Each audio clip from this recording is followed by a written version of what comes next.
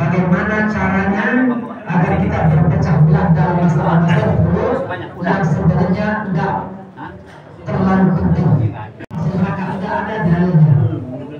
Karena diri kita, hati kita yang kotor, ditanamkan kebencian oleh setan, akhirnya kita menyerang sarasi yang enggak perlu, kita anggap sesuatu yang perlu. Yang perlu kita sepelekan.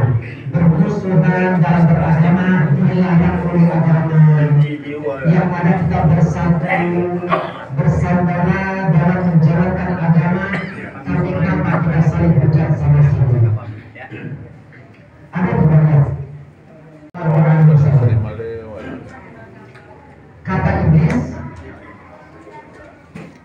ahlaktu bani adama bizunubi wal ma'asi. Aku binasakan, aku jerumuskan, aku hancurkan persatuan mereka, aku tanamkan kebencian satu sama lain, sehingga umat Islam saling menghujat sana sini cuma karena perbedaan-perbedaan yang sepele yang nggak perlu, cuma tetek bengek. Akhirnya banyak terjadi maksiat di sana sini, pemabukan, perjudian, persinggahan, banyak orang yang meninggalkan sholat. Tapi wa ahlakuni bila ilaha illallah wal istighfar. Banyak di antara pelaku-pelaku maksiat sadar, mereka tobat, mereka menyesal. Setelah sekian lama berbuat dosa, sekian tahun jadi pemabuk, sekian tahun jadi penjudi penzina, di kemudian hari setelah sekian tahun banyak di antara penjudi, pemabuk, penzina tobat kepada Allah Subhanahu wa Ta'ala. Mungkin nggak mustahil di antara kita dulunya ada yang nggak sholat, ada yang masih judi, ada yang masih mabuk, tapi alhamdulillah kita sekarang sudah masuk ke dalam Allah. Kita bersaudara, kita tak membedakan apapun juga siapa kita bentuknya, apapun kita, dari manapun kita, dari organisasi apa, partai apa, aliran apa, kita berkumpul di rumah Allah, hilangkan semua atribut-atribut kepartaian, atribut keorganisasian, kita hanya sujud tunduk kepada Allah Subhanahu wa Ta'ala. Bukan ada kepentingan kita masuk ke Baitullah. Kita tak boleh menampakkan menunjukkan perbedaan-perbedaan. Yang pakai kurung, yang tak pakai kurung, jadi satu di sini.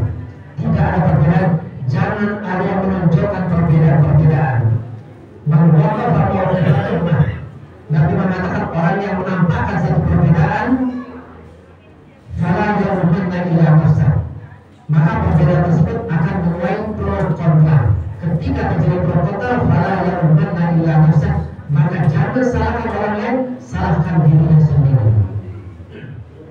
Nah, saya lanjutkan. Kemudian setan punya pengalaman, banyak menjerumuskan orang dengan maksiat.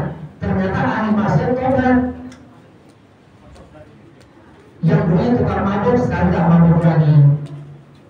Dulunya tukang biasa nongkrong di majlis ini, sekarang nongkrong di majlis taklim. Akhirnya pelaku-pelaku maksiat, kata setan, ahlakuni bil istighfar. Mereka menghancurkan siasatku, trik-trik aku ini dengan istighfar, dengan taubat, sadar akan kesalahan dan dosa-dosa. Nah, setan ini punya sedikit cara yang kata Nabi, inna syaitana yajri min ibni Adam majra dam. Setan kalau mau menghancurkan orang dan menamakan kebencian di sana sini, setan masuk ke diri kita melalui pembuluh-pembuluh darah.